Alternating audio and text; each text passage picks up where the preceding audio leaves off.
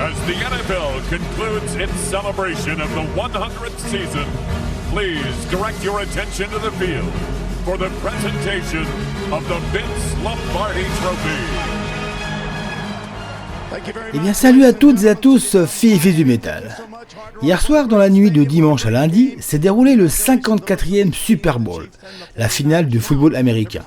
Alors j'en vois certains d'entre vous qui font la moue, qui s'étonnent. Tiens, Eric s'est trompé, il se croit dans l'équipe du soir et non dans Killer on the Loose. Alors vous ne voyez pas où je veux en venir. Non, Canib, ce n'est pas pour les pubs de barbecue ou de bière. Yann, toi le grand fan de muscle car américaine, pas d'idée ? Willem, la couleur de la petite culotte de Shakira à la mi-temps. Oui, mais non. Mais pas très loin. Elle concerne effectivement la mi-temps du Super Bowl, qui d'ailleurs est devenu un spectacle à l'intérieur du spectacle. Et hier soir, c'était le duo Shakira-Jennifer Lopez qui a enflammé la pelouse du stade de Miami, le bien nommé, vous en conviendrez, Hard Rock Stadium. Merci pour ce naming approprié.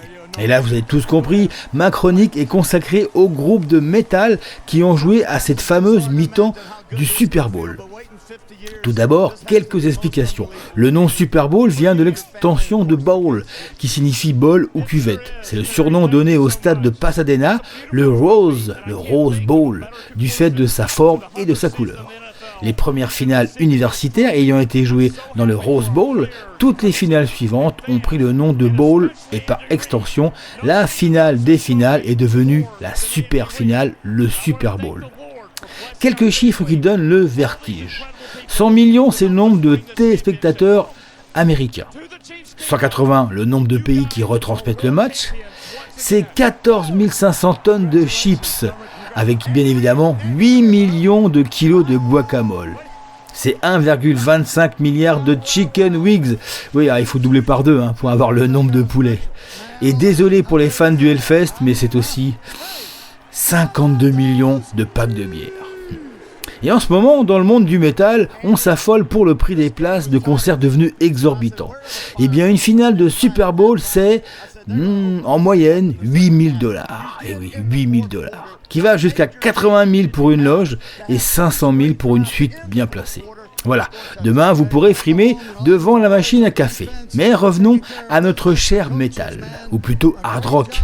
Car autant le dire tout de suite, aucun groupe de métal digne de ce nom n'a joué au Super Bowl. Et pour une raison bien simple, ou des raisons bien simples, c'est que les invités jouent en playback, et surtout, ce sont des artistes populaires et surtout américains. Si on veut être puriste, c'est Jennifer Batten, guitariste de Michael Jackson en 93, qui a été la première. Mais on va plutôt attribuer le trophée du premier groupe de hard rock à avoir foulé la pelouse. Attention, roulement de tambour. C'est bien sûr ZZ Top en 97, en compagnie des Blues Brothers et de James Brown.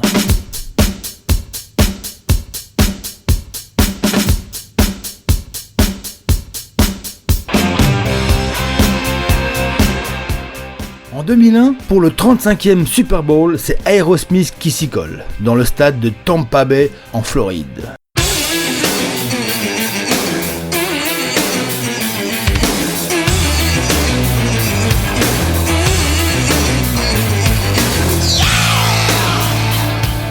Ensuite suivront Slash en 2011 et son duo avec Fergie des Black Eyed Peas, pour terminer avec les Red Hot Chili Peppers en 2014. Et ouais, c'est tout pour nous les amis, plus rien depuis 2014 et surtout aucun groupe de métal. Alors, ok, pas d'Iron Maiden, trop anglais, AC/DC forcément australien, mais où sont les Van Halen, les System of a Down, voire les Slipknot? Sûrement trop métal et pas assez mainstream, et surtout sûrement réfractaires à jouer en playback. Et Metallica, me direz-vous, ils sont américains, enfin presque, super méga star et surtout maintes et maintes fois annoncé, eh bien laissons James Hetfield en parler lui-même. The fan base is really wide, but as far as us playing, halftime for the Super Bowl, I have a feeling that ship has passed. We're not a variety show. We're not pop. We're not sparkly and all that kind of stuff that I think seems to be what is needed for that. Oui, en gros, il dit qu'ils n'y joueront pas car c'est pas leur truc de jouer en playback et je pense qu'on n'est pas prêt de les voir à la finale d'un Super Bowl. Mais tout de même, en 2016, ils ont joué pour le pré-Super Bowl, soit un jour avant la finale, pour un concert gratuit retransmis en direct à la télévision. En fait, un concert au AT&T de San Francisco pour leur tournée officielle, mais payée par les sponsors du Super Bowl.